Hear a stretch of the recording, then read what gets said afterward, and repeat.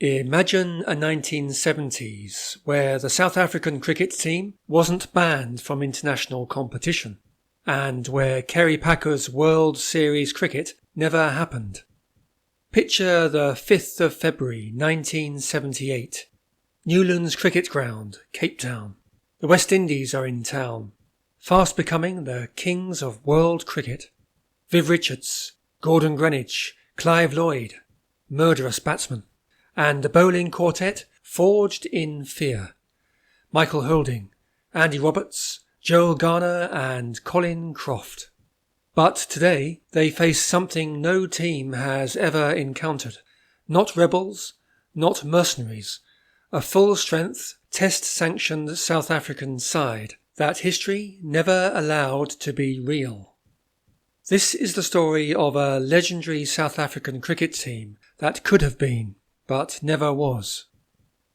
In 1970, South Africa was banned from international cricket due to its government's apartheid policies. For the next 2 decades, its greatest players were locked out of the global stage. Then, in 1977, the cricket world underwent a revolution. Kerry Packer's World Series cricket lured the world's best into a breakaway competition, changing the sport forever.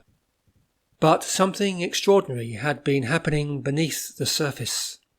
South African cricketers were dominating county cricket in England. They were outplaying internationals, outscoring, outbowling, outperforming. On paper, they were a staggeringly talented side, arguably one of the best of any era, but the world never got to see them. Opening the batting, Barry Richards, one of the greatest talents the game has ever seen. He played just 4 test matches, all against Australia, and scored 508 runs at an average of 72. Stylish, ruthless, effortless. In county cricket for Hampshire, he was unstoppable.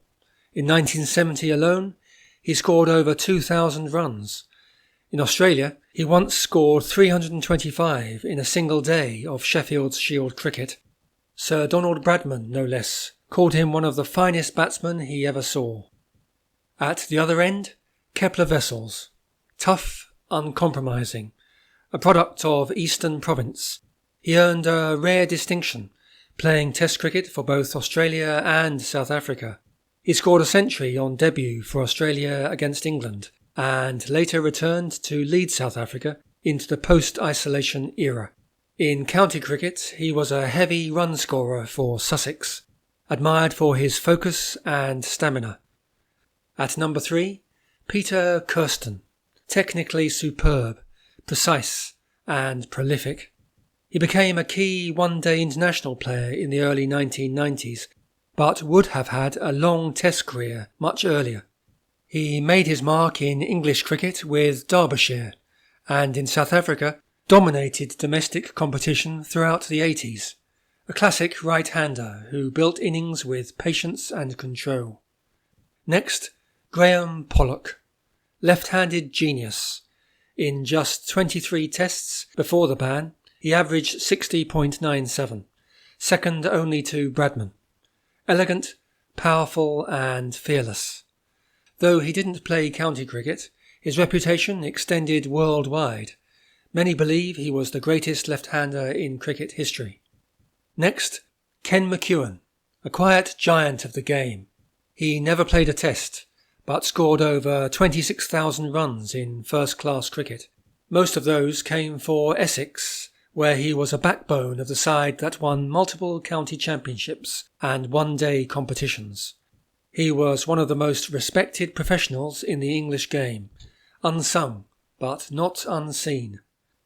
At number 6 comes Clive Rice, an all-rounder of rare ability, attacking batsman and hostile fast-medium bowler. He captained Nottinghamshire to 2 county championships, opening the bowling alongside Richard Hadley. With over 26,000 runs and 900 wickets in first-class cricket, his record speaks for itself. He never played a test match, but he was test class in every sense. A true giant of the domestic game. At number 7, Mike Proctor, a legend at Gloucestershire, or Proctorshire, where he was the heart of the side and skipper. He took over 1,400 first-class wickets and scored over 21,000 runs, often dominating both departments in the same match. He once scored 6 consecutive first-class centuries. Fast, aggressive and brilliant, a game-changer with bat or ball. At number 8, Eddie Barlow, the captain. Fearless, clever and deeply respected. He played for Western Province and led Derbyshire on the county circuit, transforming their approach with fitness and professionalism. A gritty opening or middle-order batsman, a more than useful seamer and a bold leader. Barlow was the kind of captain who made teams better just by walking into the dressing room. The wicketkeeper, Ray Jennings. Fiery, no nonsense and incredibly skilled with the gloves. He played for Northern Transvaal. Jennings was known for his fast hands and sharp voice behind the stumps. He later became a top-level coach, helping shape the next generation of South African greats, including A.B. de Villiers. At number 10, Garth Leroux. Raw pace and aggression. A mainstay in the Rebel tours, Leroux was a serious presence with the ball. In county cricket, he starred for Sussex, sharing the new ball with Imran Khan. He took over 200 wickets in South African first-class cricket and many more overseas. A true enforcer who starred in World Series cricket and a hard-hitting lower-order batsman. And finally, Vince van der Bijl, a towering figure, literally and metaphorically. In his one season for Middlesex in 1980, he took 85 wickets at an average under 15, leading them to a county championship and Gillette Cup double.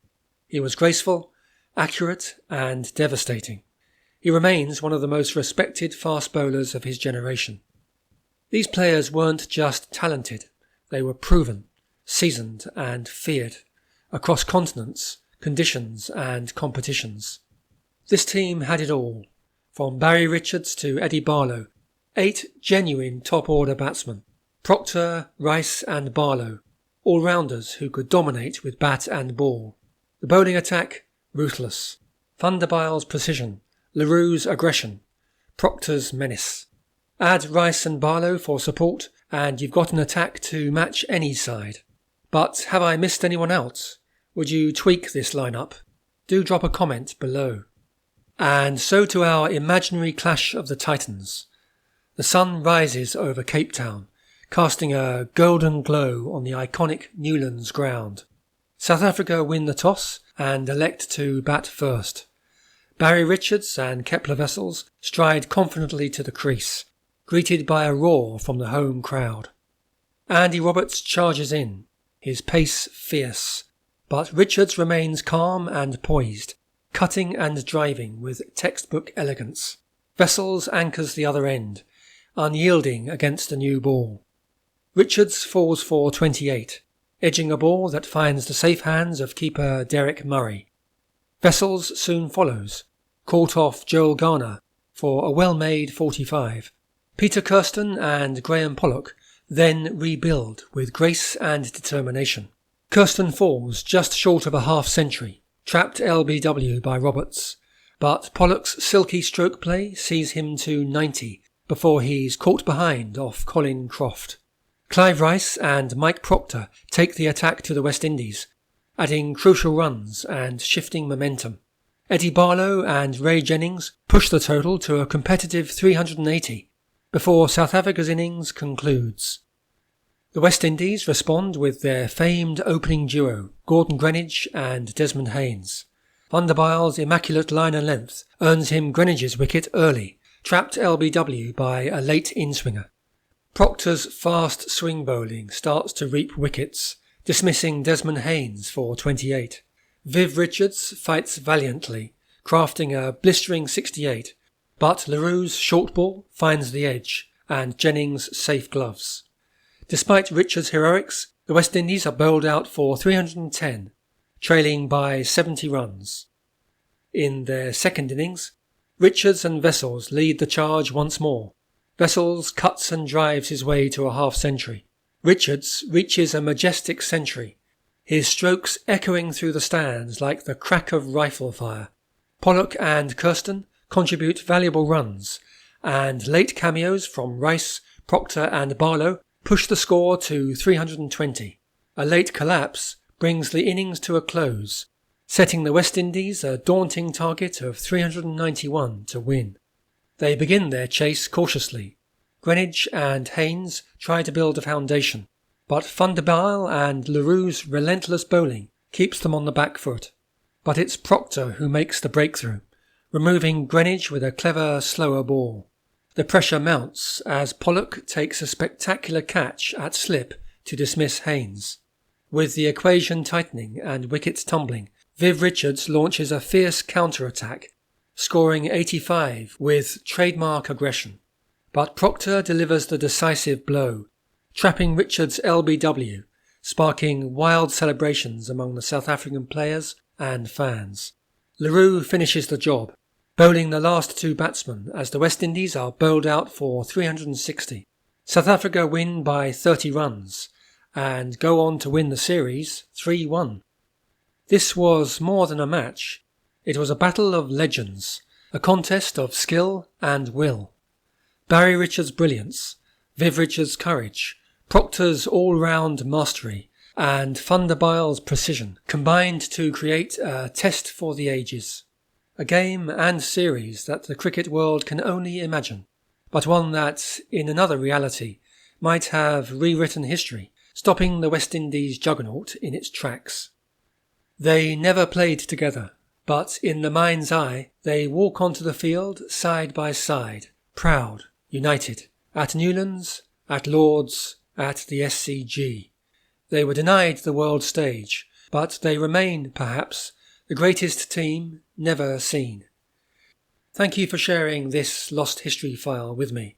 If you enjoy stories like this, please like, subscribe, comment and share.